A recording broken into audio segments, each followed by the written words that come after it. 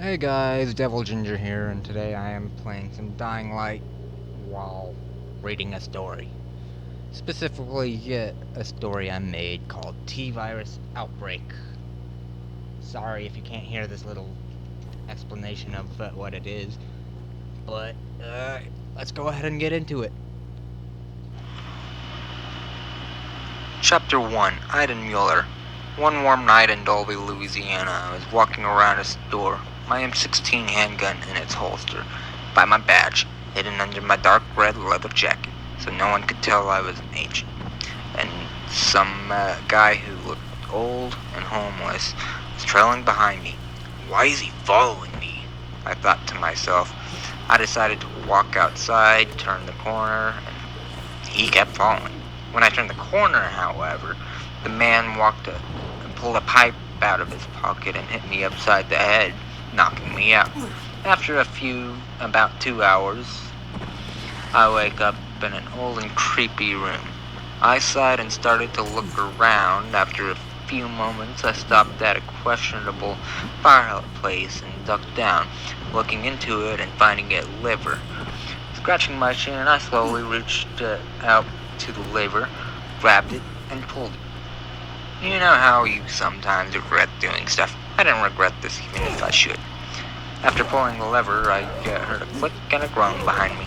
Turning around, I looked at what made both the click and the groan. There they were, now open panel in the bottom part of the wall. To my right and to my left, in the corner, was a zombie that had some mold on it. The heck? I asked in my mind. The zombie ran at me and attempted to attack, but I ducked under it, rolled to the side, and ran to the panel. Once to the panel, I dove into it, dodging the zombie again, finding myself in a dark room. To my left, I found a fuse to the power supply on the table, and to my right, there was an abyss-like hole in the ground. But I simply picked up the fuse and glanced out of the room through the panel and saw that the zombie was gone. Smiling, I crawled back out and walked to the fuse box, opening it. I pulled out the fuse out and got ready to connect it to where it was supposed to go.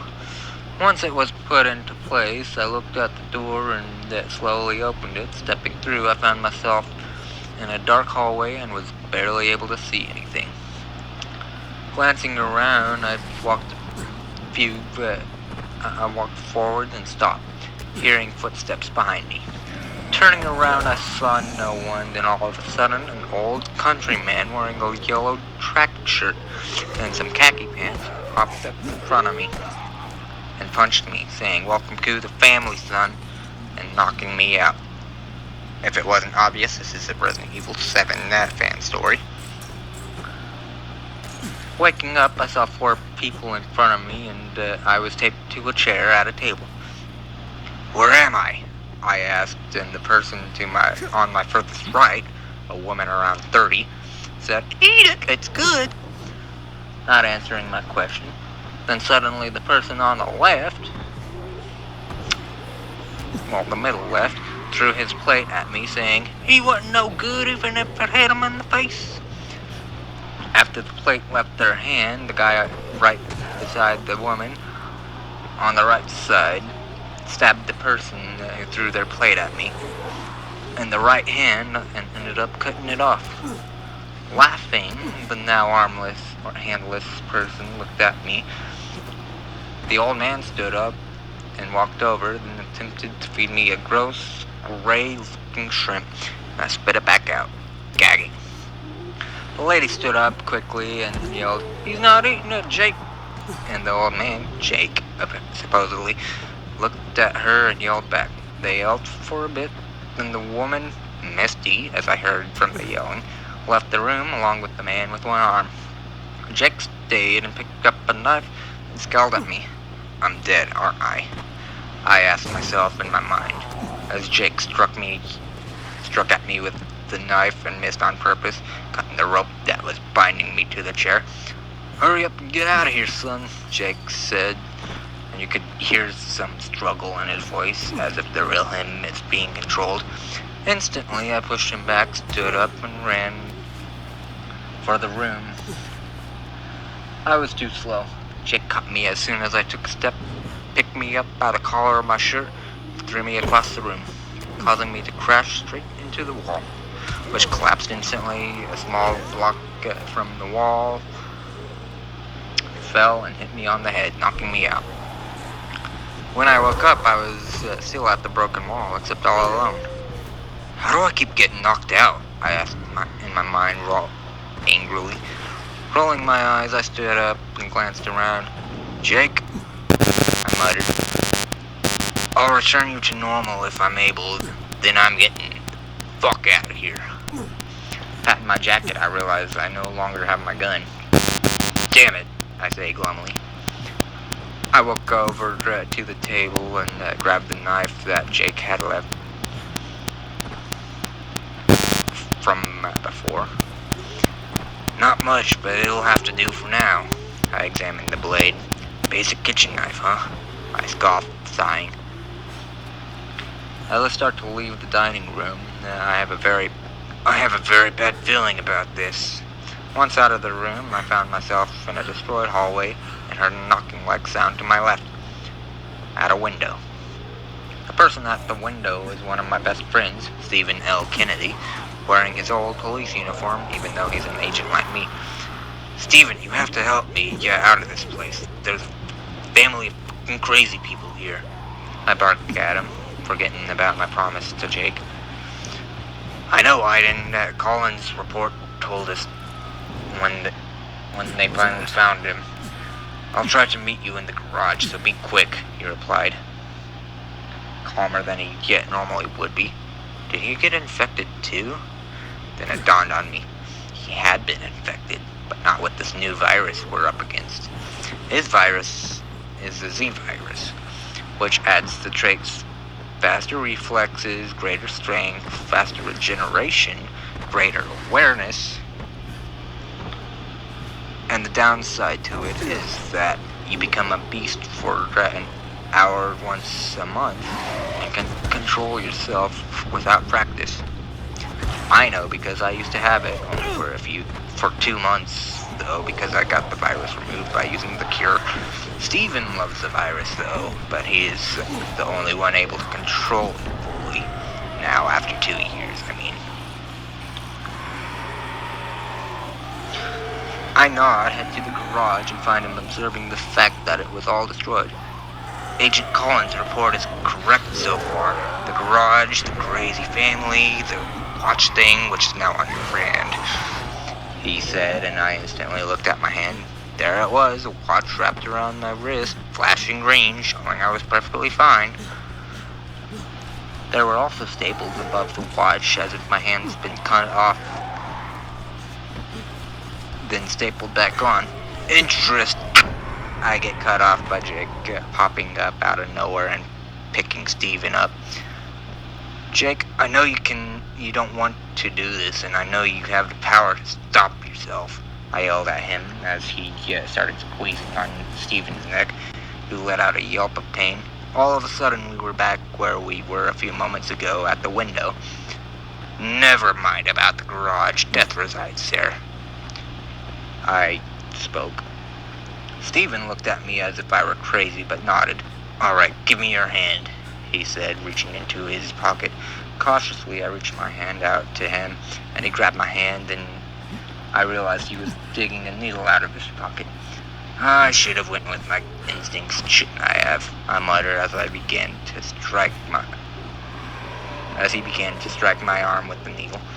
Before the needle reached my skin, I was pulled back away from the window and confronted by the armless guy whose arm had grown back, and he punched Steven through the window. And instead of letting him fly back, the man grabbed Steven by his shirt and pulled him in, then slammed him into the ground, knocking him out. Man, was I glad I wasn't in his position. My name's Lesker. I'm an agent who was infected by the previous E-virus and was basically granted adminship over it. I'm sorry for throwing that plate at you. I did it so you could get a smell of the food and resist Jake, he said apologetically. Resist Jake? I almost got killed from the resistance. grabbing him by the collar of his shirt and pulling him close. "You also knocked out my best friend, Steven!" With that, I punched him and shoved him into the wall to my left, then turned around to walk to the kitchen, and guess who was there? The first thing I see when I turn around is Jake, who looks both furious and confused at the same time. "Wesker is an agent and so are you? And who's this here? Another test? Ooh, he's got the Z-virus in him," he exclaimed and picked Steven up, who barely woke up, and tossed me the needle one time. Jake walked off while carrying Steven. "Poor Stevie," Wesker and I said, and looked at each other in confusion. We shrugged, and Wesker pulled his hood on, standing there looking at the needle. I was trying to decide if I should.